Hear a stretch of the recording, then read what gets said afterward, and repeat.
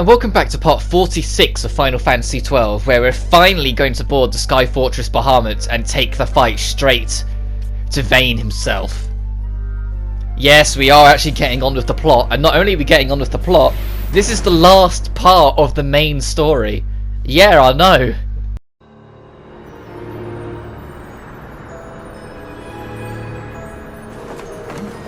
This wind, what could it be? A tornado? Tornado? It's headed straight for us!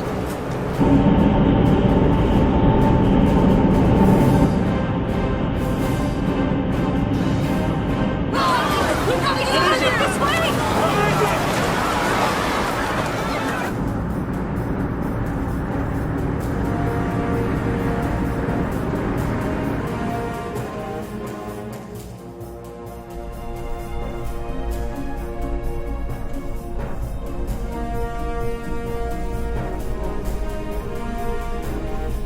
Make your target the Resistance heavy cruiser. Our dear Cid, slain by his son. A common tale of late. Firing solution complete. Sighting is good. Release valves open. The nether sites are critical. Auxiliary show clear. Put an end to this. They have already surrendered. Let us make of this an offering. One he might see even now. Vena, what say you?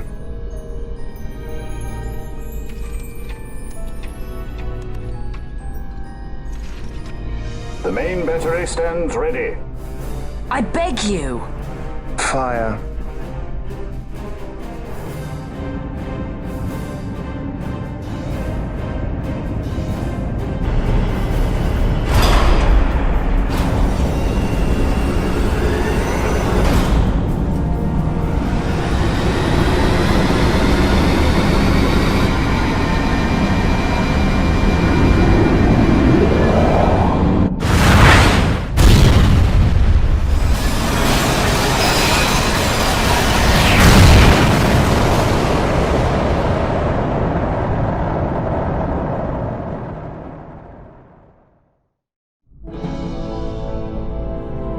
Why this? Once they see that there can be no surrender, the Resistance must needs come at us with all they have. We will answer their attack head-on and destroy them, before the eyes of all Rabanastre. If you do this, the people will only grow to hate you the more. And should I pardon them, they will only rise up yet again. I do not believe they would. In cooperation lies our hope. You are mistaken. You are wrong, brother.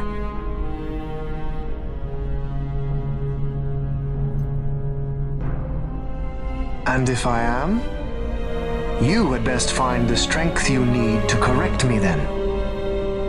Ship sighted ahead. A score or more. The Resistance fleet, my lord. Hear this!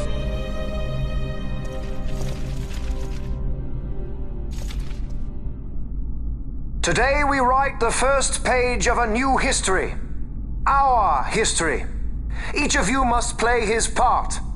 Put down this rebellion. For Arcadia, we fight! For Arcadia!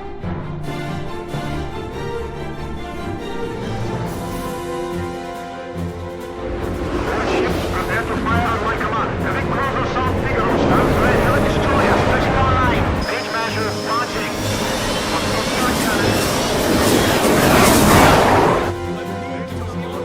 May fortune favor us all.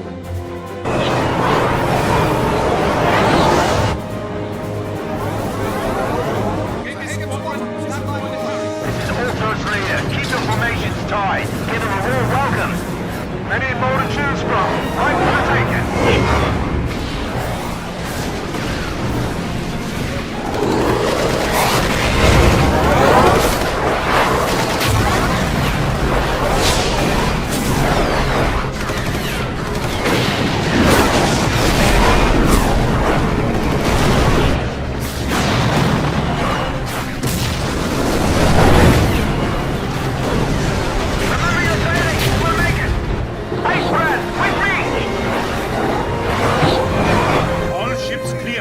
Give word to the cannons. Make ready and fire.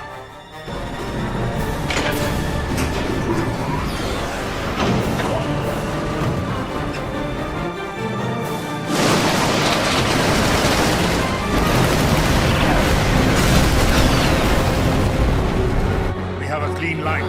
Prepare. By the gods.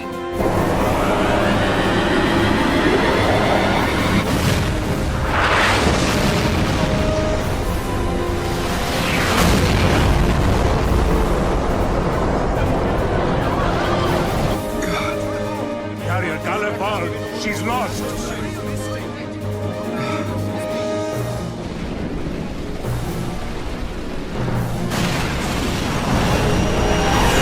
Unknown ship from abaft. Could it be?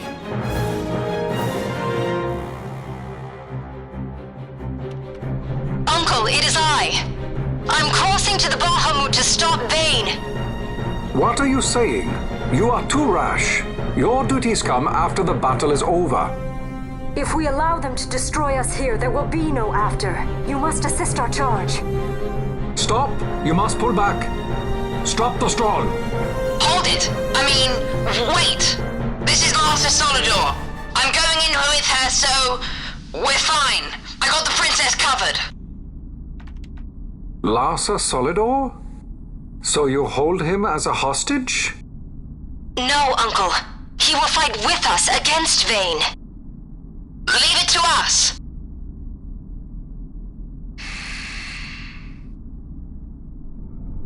Understood. Our fate is in your hands.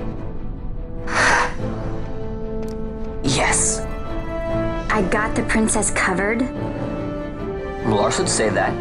We're relying on you for fire support. Give them something to think about.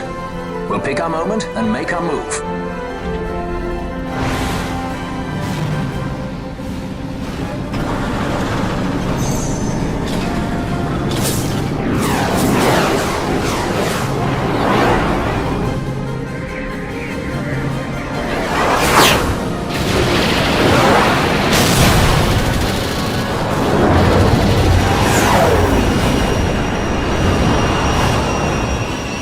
Quite the welcome. Careful. One follows. Ah, you want to dance? Then let's dance. A new partner. It's not easy being this popular, you know?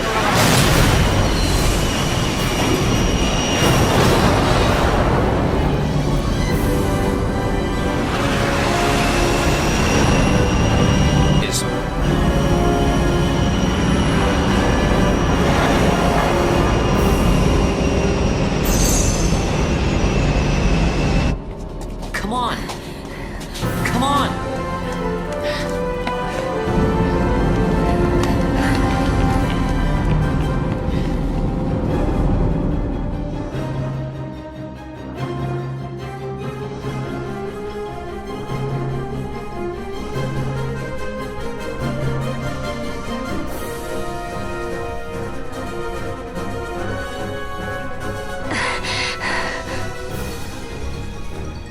Vane will be in the fortress's command tower.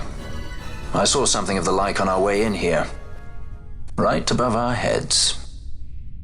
We need not fight all the Empire to win. If we can get to Vane, we can put an end to this war. Let's get going then. Find Vane wherever he's perched and knock him off.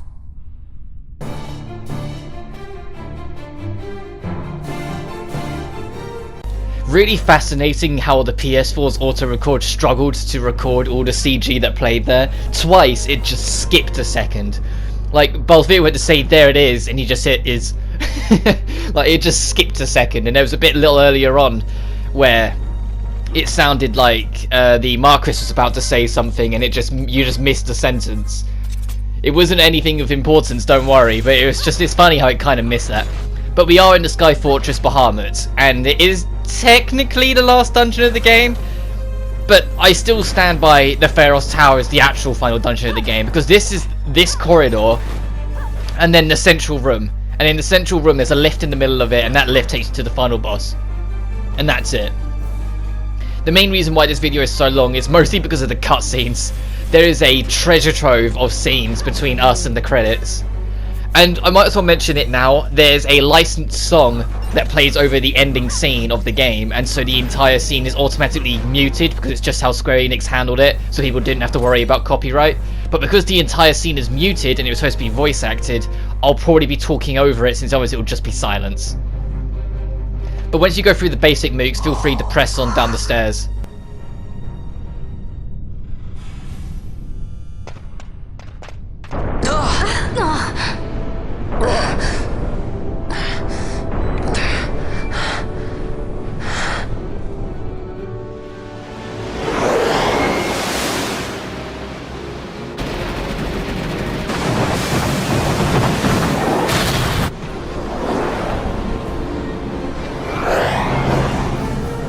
They hide in the sun!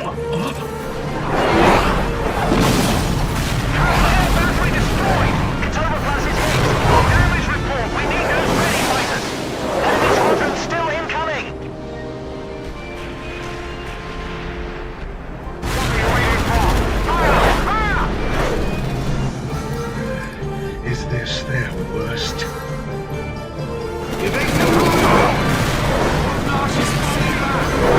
The line is crossed.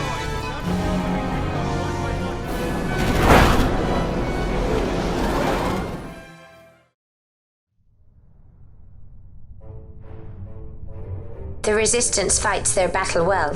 We dare not fail them. We dare not falter.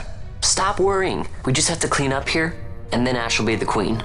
It's kind of hard to believe. I can't even imagine trying to rule a whole kingdom. A queen might always run away with the help of a sky pirate looking to raise his bounty a peg. I doubt our queen would need the help of any sky pirates. Do you really think me as strong as all that? Who said anything about strong? You'll make it. You got good friends.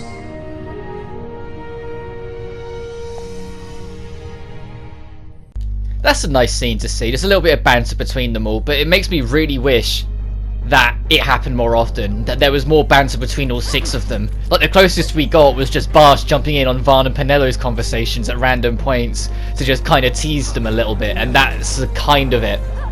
But as you push through, you do have these central crystals to deal with as well, which they're just, oh, and these guys, the Spherooks, but none of them are bad at all. They're literally just more fodder to stop you from getting to the final boss, just in case you're slightly underleveled, which if you are, you shouldn't have hopped on this ship anyway.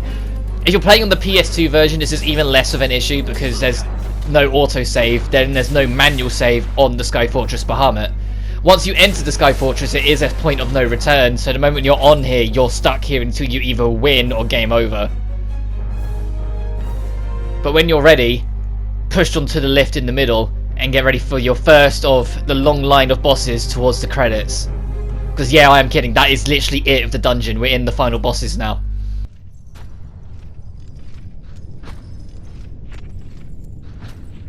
So you have lived.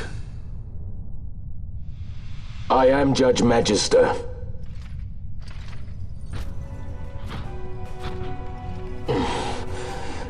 Even in disgrace, my just reward for aiding the Empire that destroyed my homeland. Gabranth, do not blame yourself anymore. You confound me, brother. You failed Landis. You failed Damaska. All you were to protect. Yet you still hold on to your honor. How? I had someone more important to defend. And defender I have. How is it that you have survived? Is it not because you defend Lord Larsa? Silence! All was stripped from me. Only hatred for the brother who fled our homeland remains mine. Tell me, why do you forsake that which you must hold most precious? I do as I must, brother. Or is that not answer enough? Judge Gabranth, round 2. Well, or just Gabranth now, because he's lost his title because, you know, he was sacked by Dr. Sid. Everything was stripped from him, his pride, his honor, and everything. And now the person who was supposed to have everything stripped from him is the only one left standing in front of him. I will be talking over this scene because there's only so many individual voice recordings I can make, and this is already the 4th one. Your hatred and crush me. I welcome it. Because on the PS4s, on SHAREfactory, when you go to add audio settings, it only lets you add so many before it will kind of just stop you and say that you're adding too many different voice recordings. It's the biggest issue I had to deal with when I was recording my reviews way back when, because I'd take a lot of pauses and a lot of stops when I was going through it.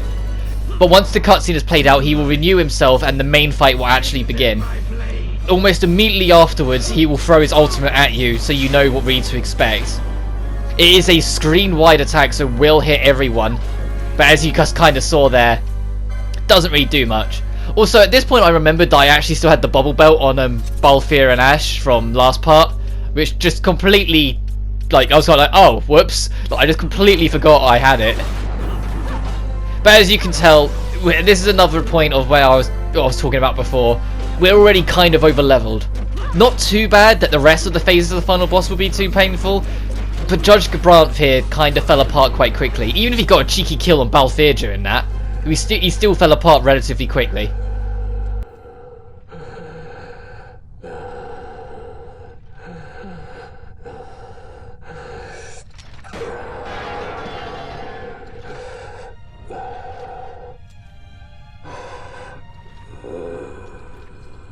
Have you your fill of this? I would ask you the same. Let this end, Noah.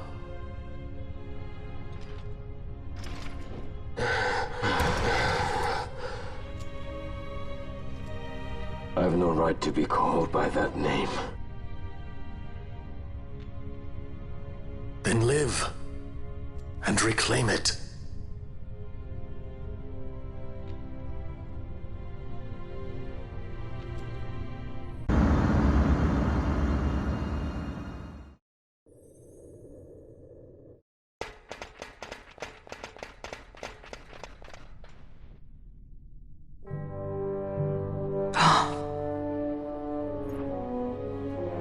I bid you welcome to my sky fortress, the Bahamut. I must apologize for my delay in welcoming you aboard my ship.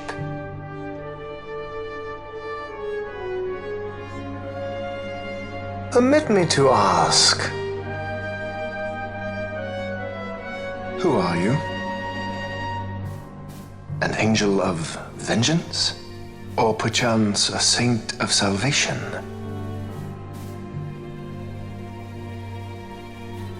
I am simply myself. No more and no less. And I want only to be free. Such a woman is not fit to bear the burden of rule. Weep for Dalmasca, for she is lost.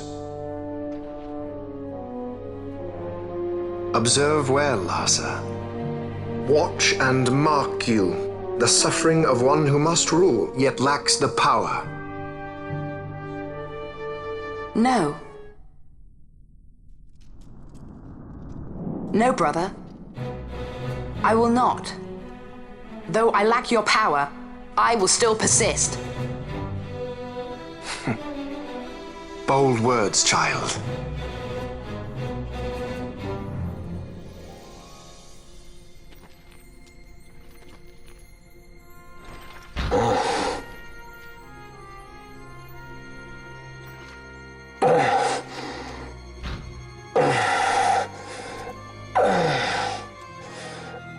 Lord Laza.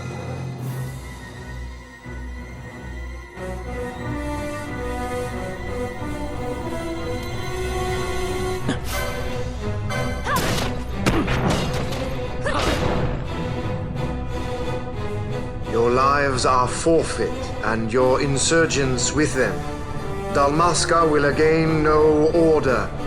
For good and all, I shall bring your futile attempts at rebellion to an end.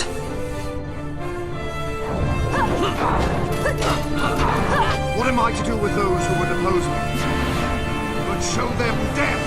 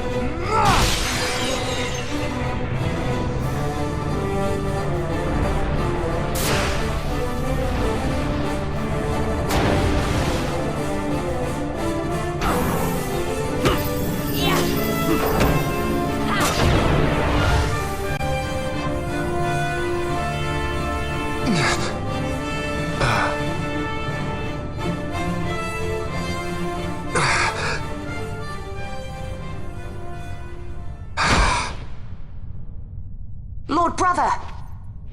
Larsa!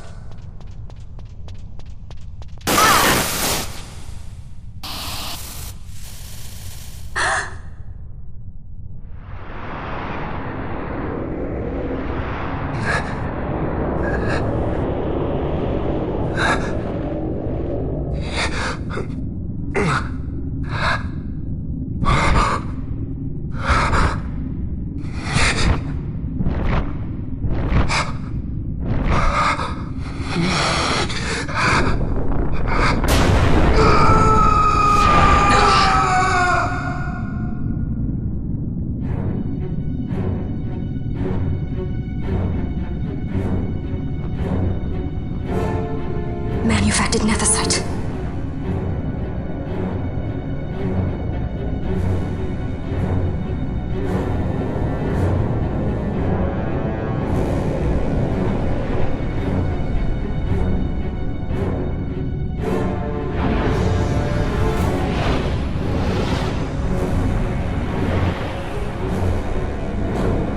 Behold the power left me by our fallen friend.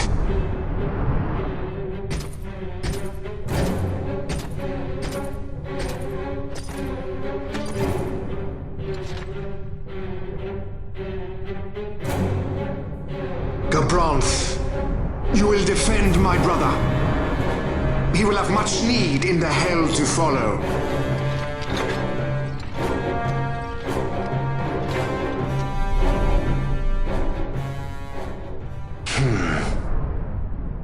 Yes, I will defend Lord Larsa. The hound strays. Treason bears a price. One I gladly pay.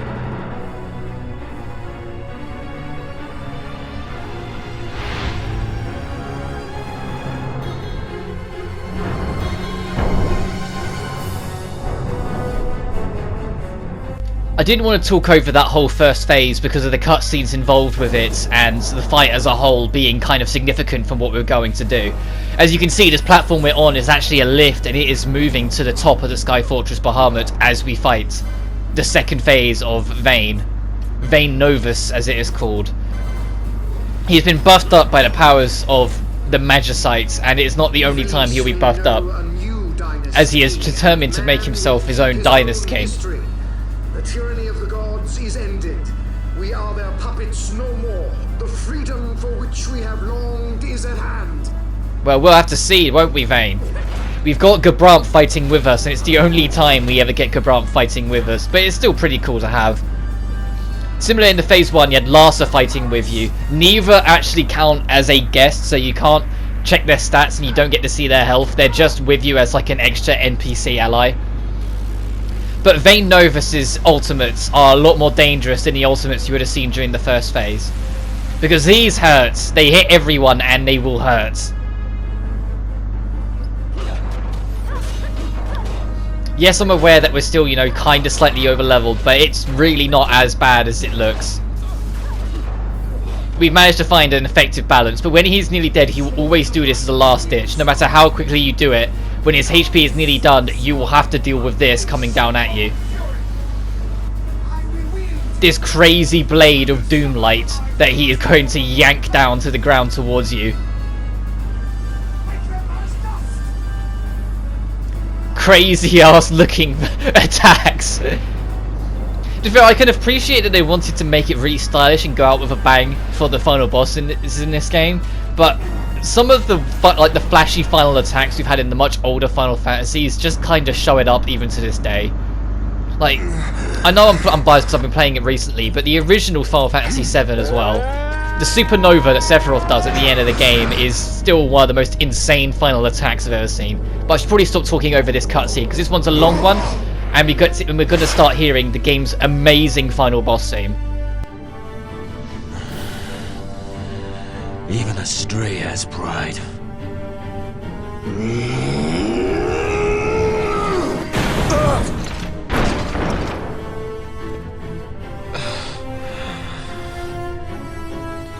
Here I pay my debt. Burn in hell! Gavons!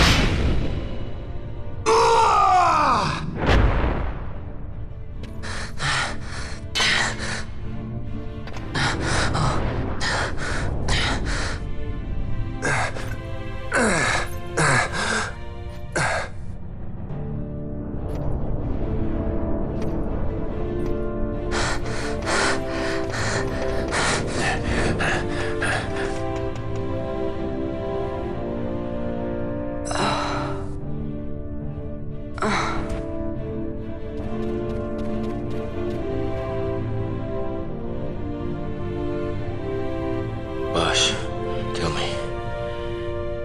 He is a good master? Aye.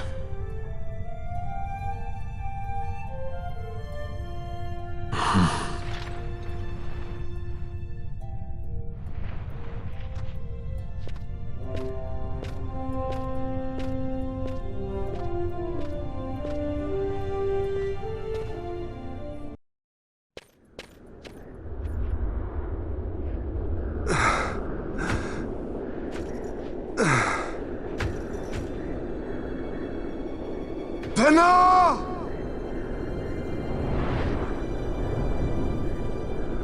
I have failed us both. I am no Dynast king. You must find another, one who might realize your ambitions. They are fulfilled beyond your knowing. The Christ is sundered. Age of Stones complete. From the Undying Ones, the world is freed. You shall not tread this path alone. Together we go. Come.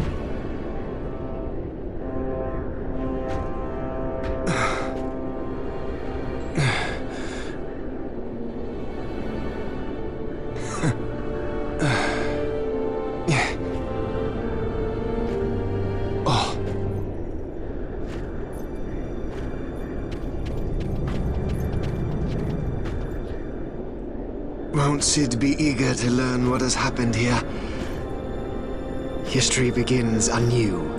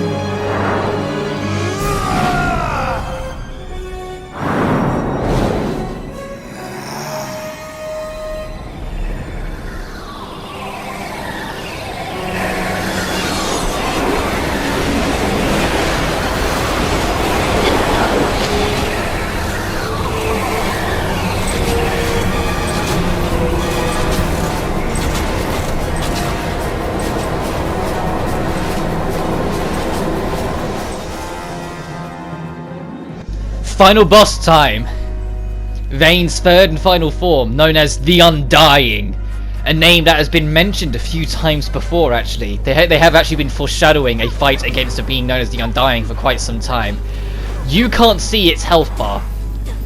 The Undying's health is never shown to you in any form or fashion. You've just got to keep fighting until it finally goes down. Your only hints being that it will use much more dangerous attacks the further it goes along, eventually spamming some extremely dangerous weapons of mass destruction upon you.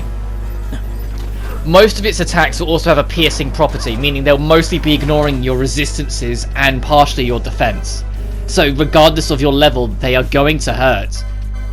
Yes, there's still such a thing as being over-leveled. When I first tackled this on my original playthrough, I was like 10 levels shorter than this, and you really did feel the difference between them. As I finally get the memo to my past self to put on shock on Balthier, I had to think for a second. even though it was just on screen, I forgot what the spell was called for a second. But putting shocks, that's non-elemental magic damage, tier 3, getting spammed on the Undying at every chance. Every now and then it will also use chain magics, meaning it will be able to temporarily ignore the time gauge so that it can spam magic without having to use active time battles. Meaning if the higher the speed you've got set in your options for the bar to fill, the less of a disadvantage you'll have going into this. The ultimates that the Undying can pull forth are actually pretty cool to look at. That one not too much because he just gets into like some hallowing rage in the middle, but the rest of them are kind of wild. It's also worth mentioning that partway through the fight he will make himself immune to pretty much everything, meaning the fight will forcibly be grinded to a halt. As you can see at this point, I immediately try and adjust everyone to do more magic based attacks because it's just made himself immune to physical attacks, and I'm not down for that. And he readies Giga Flare Sword. I like the almost clockwork design of how everything moves in the body of the Undying, and you can even see it as it made Vayne himself inside start ticking down almost when he was picking up this weird giant Gears lightsaber beam of doom and slamming it down on us. Which also, did you see how far that beam went when he went? He should have destroyed the Bahamut by himself. Like, we should just go home. That would have absolutely gone through everything. But now he's also made himself immune to magics, and this is where the problems kind of start. From this point onwards, the fight kind of grinds to a complete halt. You cannot hurt him until they wear off. Because it's immune to all magics and immune to all physical attacks right now, so we're just kind of stuck waiting until he finally lets us in.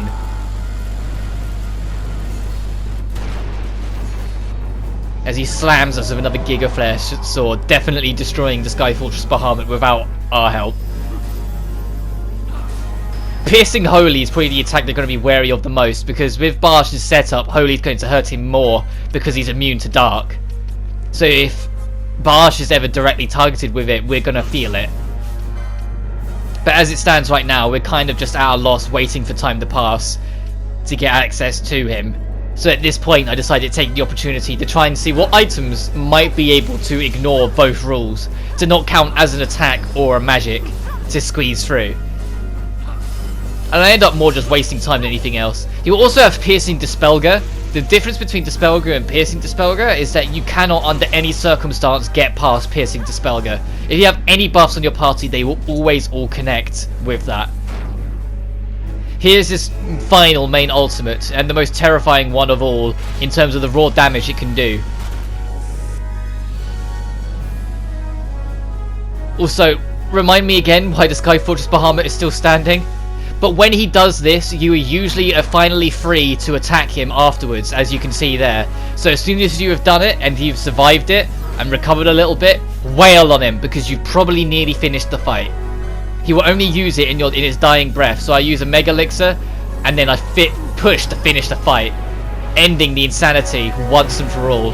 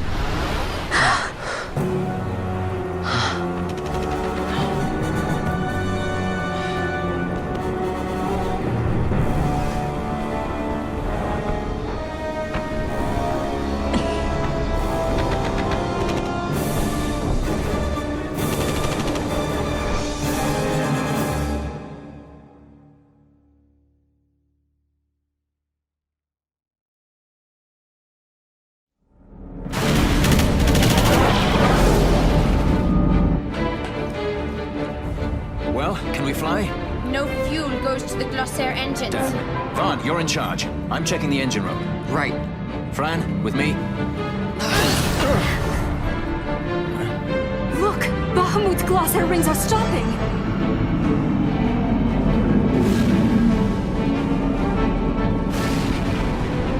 Vaughn, as soon as the Strahl's rings move, you take off. Understood? You can fly her, Vaughn. Just do it like I told you. Don't worry. Penelo, watch for interference from Bahamut's Skystoke. The Strahl's a fickle girl. You keep her working for us. I'll see what I can do.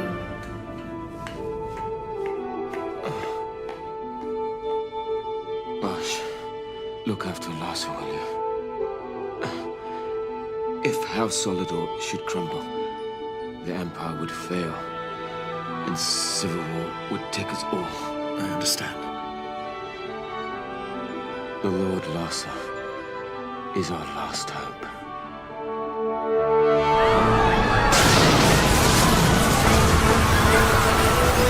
Vaughn, the power's back. We can go. Right. Let's go. Grab onto something.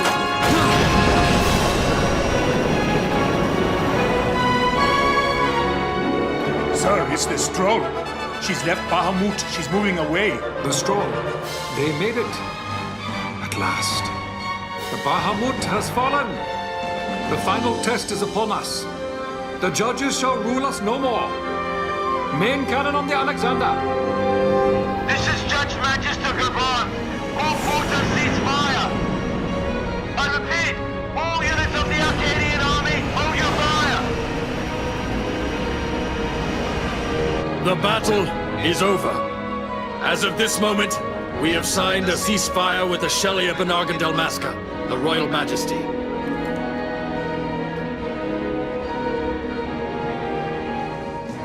Attention. This is Larsa Farinus Solidor. My brother Vane has died with honor in battle. The Imperial fleet is now under my command. Sir, your orders, sir. This is Ashelia Delmasca. The Lady Ash. Thank the gods you live. I confirm what Judge Magister Gabranth and Larsa Solidor have said here. Please stand down your attack. The war is over. Ivalice looks to the horizon. A new day has dawned. We are free.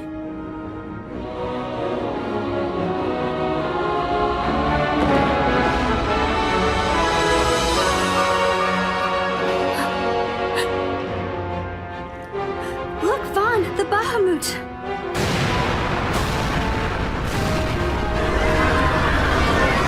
A message from the Alexander. Take it. Sir. This is Judge Zargabath, Captain of the Alexander, flagship of the 12th Damascan Fleet of the Arcadian Army.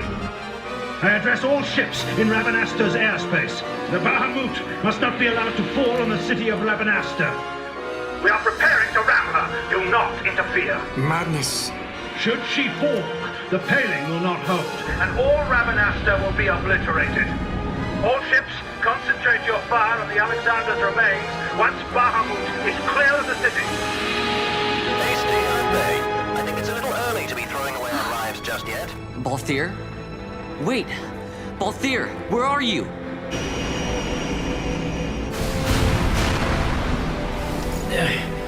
Oh, Vaughn. Sounds like you made it out okay. The Strahl's a fine airship, eh? What does he think he's doing? Balthier! Marquis, stop that fool judge on the Alexander for me, would you? Just getting somewhere with these Glossair rings. Almost done. Don't want him ramming me before I fix them, do we? Balthier, do you understand exactly what it is you're doing? Princess! No need to worry. I hope you haven't forgotten my role in this little story. I'm the leading man. You know what they say about the leading man? He never dies.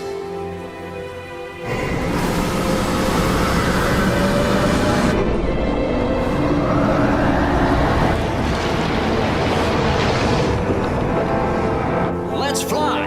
Fran, power to the Glossair rings. Fran?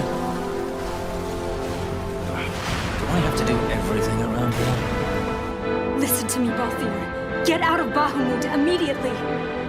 Please, Balthier! You mustn't die! Please, Balthier. Come back. I'd say you're in more of a supporting role. Fran, please.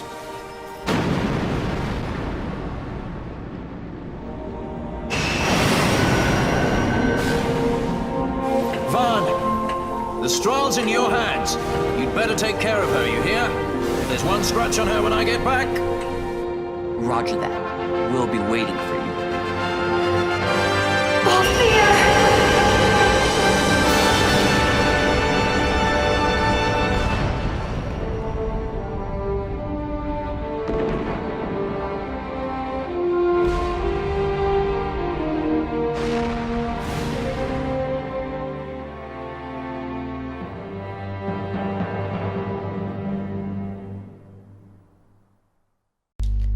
Balthier did survive that. No idea how, but he did.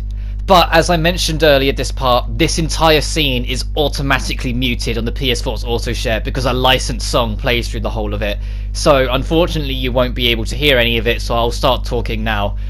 However, during this scene, all you are missing is that it's about a year later, and it is Penelo narrating everything that has changed since then.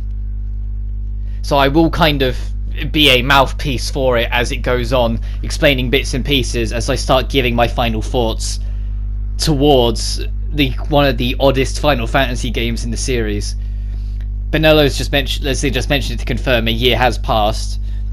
Rabanastre is finally back to the way it was, like when my parents were still alive. I know, I'm not going to try and put on the voice of Penelo. We've lost so much. But I think it's important to put the past behind us and keep our eyes on the road ahead. The Sky Fortress Bahamut has become a monument to the past, sitting in the distance. And you see, nature took it over pretty quick. Only took a year. Ash's coronation is next month. She grows further and further away from us. But I guess that's how it has to be. She's a queen now, after all. Yeah, Queen Ash. So that means everything did go as planned. She got her kingdom and her land back. Judge Gabranth didn't make it. I am looking forward to seeing you at the ceremony. You called, my lord? There's Barsh.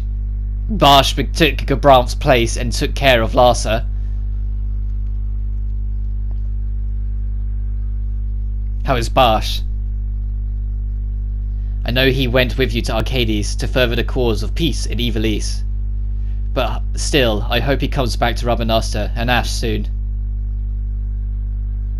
She has to keep up appearances now, so she would never say it, but I think she misses him. Yeah, you can't show to have relations with Arcades like that. Protect him. I would entrust him to no other's care. I will keep him from harm, I promise you. For the Empire and for Dalmasca. Because it is both their homes. Your words put me at ease, brother.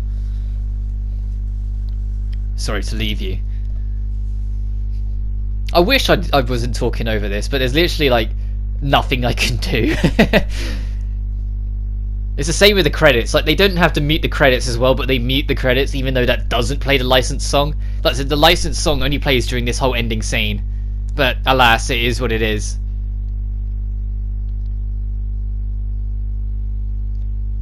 Oh, I haven't told you the most important part.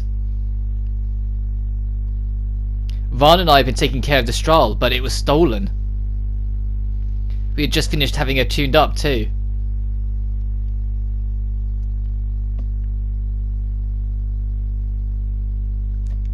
Take a wild guess who stole it.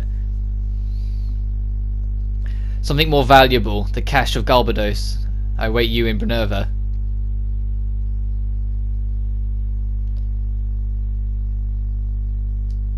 Actually, stolen might not be the right word. If the owner wants her back, there's not much we can do about it, is there?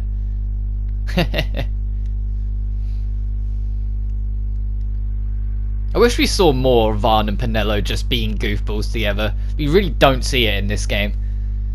But I'll get more to that in the credits in a second. Give this to our queen for me, would you? See, Balthier did make it, which is baffling. I have no idea how, but he did. There's still plenty of time before the coronation, so Varn's going to pay the two of them a visit. You should see him, he can hardly wait. He even got his own airship, bless him.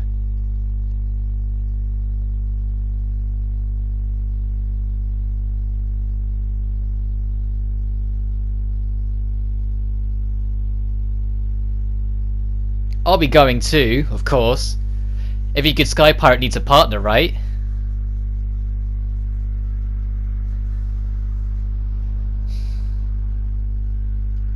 God, I loved this CG when I was a kid.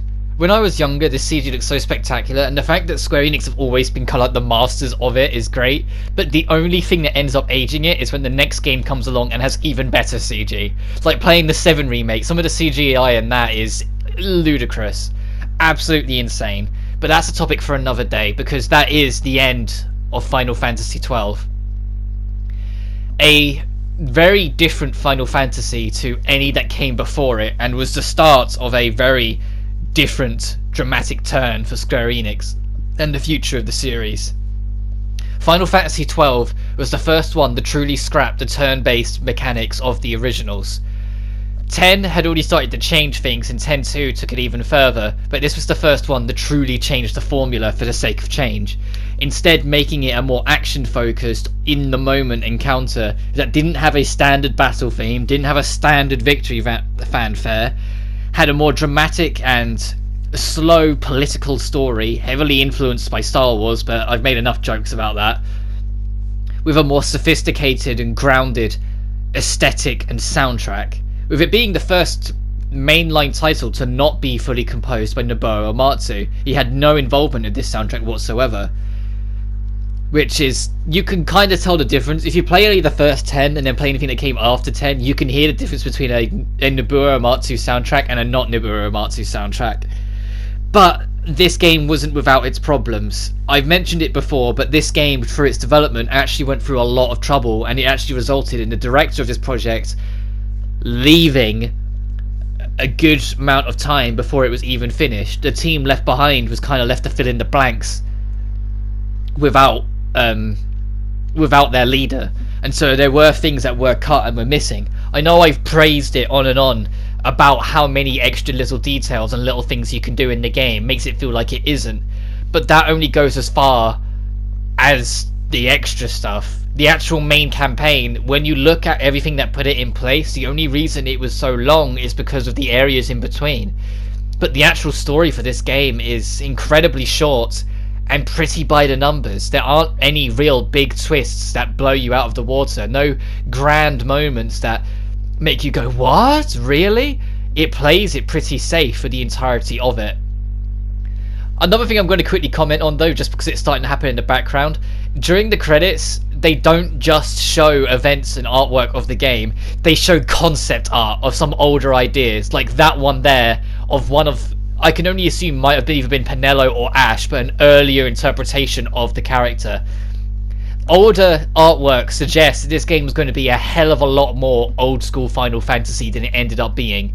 It was going to have a lot more classes, a lot more focus on travelling by chocobos and going through fields and forests and going across a big open overworld. Like, it felt like it was going to be very inspired by the SNES trilogy, and it feels like what they were going for originally before they changed development was what a game like Bravely Default ended up being. Bravely Default is the best not Final Fantasy there ever was.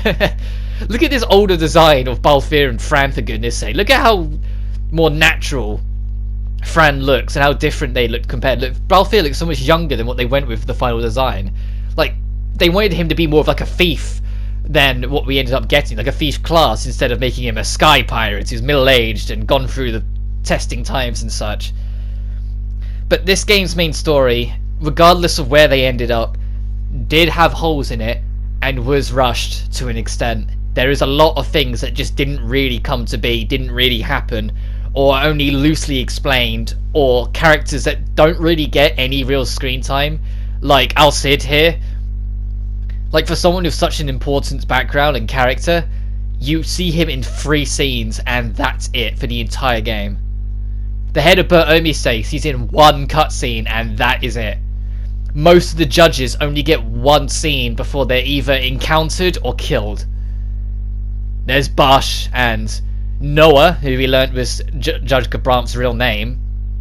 Originally, they were going to be buddied up a little bit more than what we ended up with, which is another cool thing. I'm fascinated to one day see what could have been the original version of Final Fantasy XII, to see how different they could have been. Because it is genuinely fascinating to look at the artwork for the original build, and like the original ideas towards this, and what ended up not happening. Like hell, even like Vayne on the left there looks a lot younger than he ended up being in the final release. Look, he looks like not that much older than Larsa opposite him. The soundtrack, although I like it, and I have praised it several times throughout this, I did feel it was a step down, and I did feel like it's more, like there's more atmospheric beats, but because of it, they're more forgettable. Like there's far fewer tracks that really catch your attention and amaze you, outside of really exceptional atmospheric tracks, like the Paramina Rift theme that played when we were there, or like a couple of the boss themes, or the final boss theme. I didn't mention it in the fight, but the final boss theme is an amazing piece, even if it's more focused on the scene and the context than the fight. Like, it hasn't got the impact of the fight, it's more about setting the place. But then things like Begamnon's story arc is only finished in a side quest. Kites, that kid that was with Vaan right at the start, outside of that one side quest, as soon as we left Rabanastre, was never heard of again. Same with most of the people we met in Rabanastre. There's so many characters and so many things that are just kind of dropped, and that kind of leads me to the biggest criticism that is always thrown around for this game that I can kind of understand, and I've tried to defend it a few points, but I will give it its dues. I'm not going to defend something that is still kind of a problem. The main 6, 3 of them are not important to the story whatsoever. Vaan is just a headpiece for you to fit in. He is just your character, so to speak. He adds very little to the story and is just along for the ride. The only thing of real note, other than you get there, is that he will occasionally comment on what Ash says just for Ash to tell him to shut up. His story in connection to Rex and his hatred that started with Bosch was an interesting idea, but it's so quickly dropped that nothing ever came of it. Penelo is even worse, though, I feel, because she is only there because she wanted to tag along with Vaan. That is her only reason. She never goes through a plot arc, she never goes through any kind of development. She might comment on the odd bit and then mention that Vaan's developed, even though there's no real sign of it. But that's it. She is the most insignificant character in this story, and it baffles me that she's there. And then at the end of it is Fran, who they did give one lone attempt to. We went to visit her home, and we had a small subplot there. But then after that, she's back to just the person that explains the lore character, like she was beforehand. So Fran felt very underutilized and very wasted as well. It felt, if the game was altered to just be Balthier, Ash, and Bosch, and was further expanded out, it probably would have been a lot better, if I'm honest. Like, Fran, maybe you could get away with if they spent more time on her, but Vaan and Penelo especially, both of them just didn't belong. They just don't add anything to the story. They don't add anything to the development. They just kind of exist to be a spokesperson for the player, which doesn't work in Final Fantasy. It never works in Final Fantasy. The reason why so many people love the story of 4, 6, 7, 8, and 9 is because the protagonist is equally as interesting as the rest of the cast. The protagonist is equally as involved as the rest of the cast. People don't love Cloud because he's a silent mute arsehole. They love him because of his development and his growth from a moody mercenary at the start to who he becomes at the end, after learning everything and going through all the twists and turns that the game throws at you with legendary pacing. You get to the end and Cloud's a very different person than someone that you've grown to respect as his own character, even if that's the one you're in control of. And you just don't get that at any point with 12, and it does hurt it. I do enjoy 12, but it's probably the most grey relationship I've ever had with a Final Fantasy game. I don't think it's the best, but I certainly don't think it's the worst. It's got a lot of charm and a lot of spark to it, but it's also got some of the biggest problems I've seen in the series. But that's going to wrap it up for now. I've got some bonus videos to come, but until then though, take care and God bless.